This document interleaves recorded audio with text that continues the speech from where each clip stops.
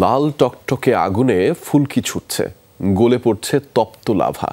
ভয়ঙ্কর এই সৌন্দর্য দেখার জন্যই ছুটছেন বহু পর্যটক।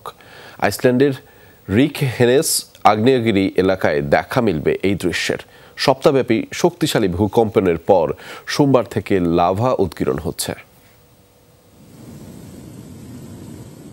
বিস্তৃত এলাকা জুড়ে ফুটছে আগুনের ফুলকি, আর সেই আলোর রশ্মি ছড়িয়ে পড়ছে আকাশে। এ যেন উত্তপ্ত লাভার এক ঝর্ণা। পর্বতের ৩.৫ কিলোমিটারের ফাটল দিয়ে প্রতি সেকেন্ডে লাভা উৎগীরণ হচ্ছে ১০০ থেকে ২০০ ঘনমিটার, যা দেখা যাচ্ছে ৪২ কিলোমিটার দূরে রাজধানী রিকজাভিক থেকেও। ভয়ঙ্কর এ দৃশ্য মুগ্ধ করছে পর্যটকদের।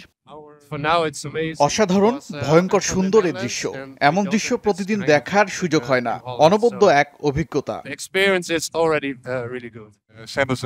চমৎকার একটি দৃশ্য হবে এটি, তবে একটাই আফসোস, অনেক দূর থেকে দেখতে হচ্ছে। আমি জানি এটা নিরাপদ নয়, কিন্তু দৃশ্যটি এতটাই আকর্ষণ করছে আমাকে যে কাছে যেতে ইচ্ছে করছে। তবে বের হওয়া লাভা জনবসতিতে ছড়িয়ে পড়ার শঙ্কায় ৪,০০০ বাসিন্দাকে সরিয়ে নেওয়া হয়েছে। মাত্র ১৫ কিলোমিটার দূরেই আইসল্যান্ডের জাতীয় বিমানবন্দর, তাই জারি করা হয়েছে বাড়তি সতর্কতাও। দুটি টেকটনিক প্লেটের বিপরীতমুখী অবস্থানের কারণে মাঝে মধ্যেই ভূমিকম্প হয় আইসল্যান্ডে। এমন কম্পনের ফলে আগ্নেয়গিরির অগ্ন্যুৎপাতের ঘটনাও নিয়মিত।